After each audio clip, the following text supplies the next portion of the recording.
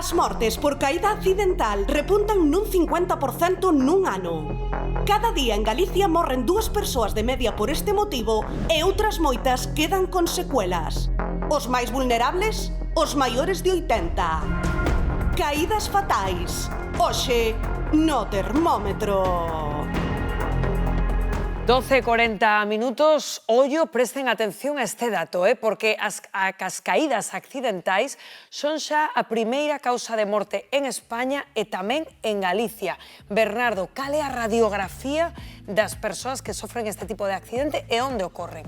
Pois por esta orde, os lugares máis frecuentes de caída no fogar son o dormitorio, un 27%, o baño, un 21%, un 14% das caídas prodúcense no patio ou zonas exteriores do fogar, o 13% nas escaleiras e o 10% na cociña. O perfil de persoa máis afectada polas caídas domésticas é unha persoa maior de 65 anos, o 30% destas persoas maiores de 65 caen unha vez ao ano e a porcentaxe aumenta o 50% en maiores de 80 anos e chega ao 72% en caso de persoas con demencia.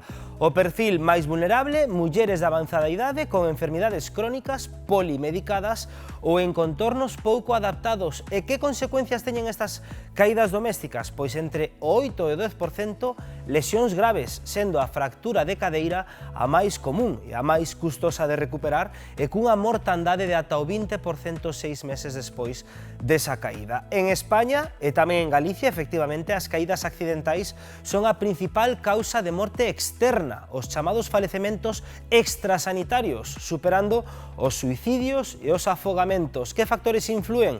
Pois afectan factores persoais, como a discapacidade visual, enfermidades como Parkinson, demencia ou tamén artrose, ou tamén tomar varias medicacións, sobre todo sedantes ou antidepresivos. Falamos tamén de factores do contorno, como chances varadíos, mala iluminación, alfombras ou cables soltos, escaleiras sen pasamáns ou mobles mal colocados. Moita atención, aínda que esteamos na casa, non confiarnos. Ti, Fátima, hoxe estás en Vilagarcía con Inés, unha muller que viviu unha situación así. Quedoulle algunha secuela tras a súa caída? Contanos como aconteceu todo.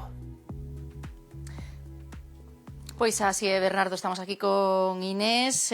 Como lembras ese momento, esa caída, como foi? Pois que fun á farmacia a buscar unha medicación e cando baixaba pisei un azulejo e que a mesma levantouse o meu outro e xa caín, pero Cara no chan. a cara toda no suelo, e foi cando xa empecé a non ver, todo aumentado e tremendo. Xa marchei a urgencias, e de urgencias xa marchei ao hospital, ao Salnés, e despois ao outro día tiña que ingresar no Salnés e xa me mandaron ir ao hospital a Santiago. Pasaron apenas 2 meses, van facer agora 2 meses. Que secuelas che quedaron? Porque ainda che vemos o ollo un pouco morado, non? Que ainda me falta, que ainda teño a cara media dormida, a mitad da cara, e máis doime algo a cabeza, de vez en cuando, non é sempre, pero teño moitas secuelas que non, sola pola calle non quero ir. Colliches medo? Collín moitísimo medo, moito medo, moito medo. É tremendo o medo que se colle ao caer así. Deixaches de facer cousas, limitoute moito máis agora? Si, agora limiteime de todo, de todo, de todo. Outra que tampouco podía facer, porque se me agachaba podíaseme subir o derrame para a cabeza, e dixerme que estuvera sin facer nada, e sin facer nada estou. Entonces... Bueno, pois, gracias por atendernos. Vemos que algo estás mellorando, entón ese positivo, hai que darlle tempo, verdade? Sí, pero é moito tempo, é moito tempo. Dixenlle que me mandaran unha señora, pero a señora non me pareceu para limpiar. Bueno, pois, paciencia, Inés, gracias por atendernos. Pois, sabedes, compañeros, secuelas pois desa grave caída de Inés. Pois sí, pero mandamos un biquiño a Inés porque a verdade que a vemos bastante mellor. Inés, un biquiño moi grande. Despois da última vez que falábamos aí con ela, que xusto estaba recén saída do hospital, Xosé Antón, non sei, é impactante este dato, non? Esa primeira causa de morte extrahospitalaria, hai que aclarar, estas caídas accidentais. Sí, bueno, pero temos que falar de dous tipos de caídas, non?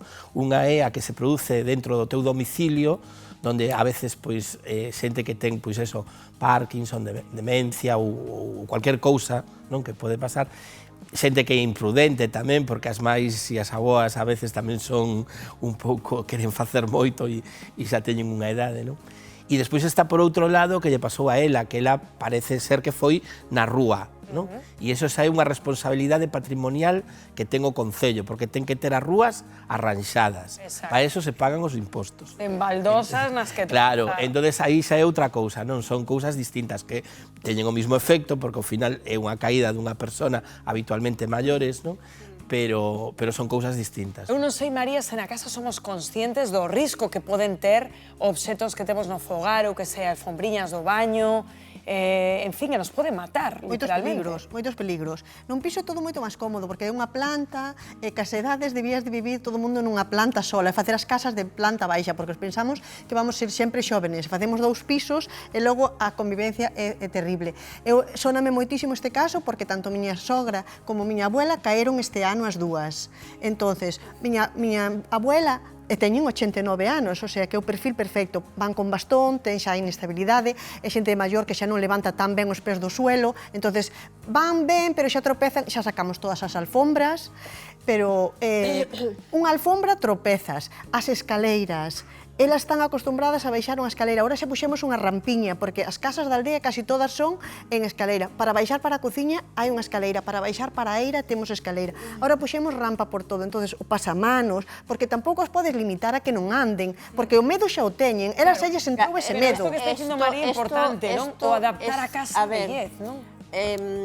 A min gustaríame dar a versión un tanto contraria, porque estamos falando de xente de máis de 80 anos como se xa estiveran para meterna. O Instituto é a radiografía do... Xa, pero despois saímos á rúa, viaxamos e vemos que a xente maior viaxa, que non ten problema, que sube a avións, que baixa des avións, que sube en barcos, etc. etc. Eu o domingo fun ver a familia miña que viña ao Porto, fun comer con eles, el 84, ela 76, e percorrimos o Porto subindo, baixando sin problema. Quero decir que, bueno, non estamos... Que eu creo que non é inhabilitalos, é dicir, por suposto, que pasa que científicamente, é que outro día, se vos acordades, falábamos con Héctor a raíz dos afogamentos, no que curiosamente o perfil nos dicía Héctor, o perfil de afogado en España, maioritariamente en Galicia,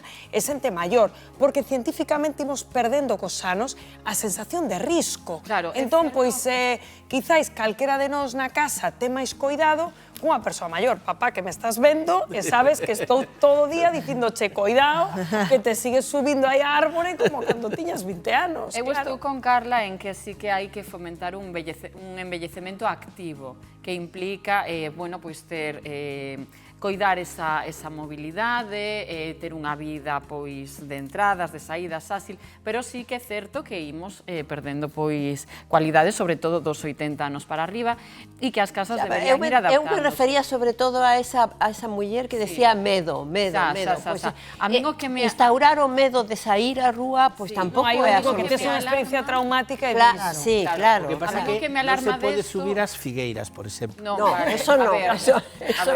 O que a min me alarma non é somente o dato que expoñía Bernardo, senón é que do ano pasado a estas mortes aumentaron un 50%, e iso está nos falando de cal é a sociedade na que vivimos. É unha sociedade moi envellecida, pero que ademais está moi soa, porque moitos destes accidentes teñen lugar nas casas e despois hai un desenlace fatal, porque esta xente vive soa, non pode pedir axuda e atópanos 3 ou 4 días despois.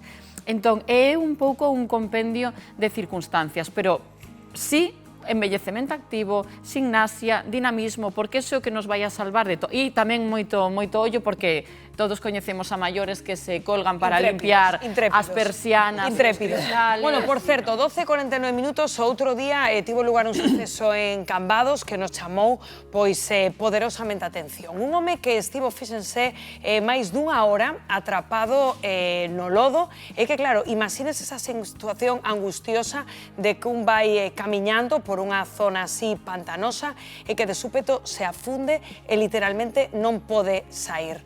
Temos casos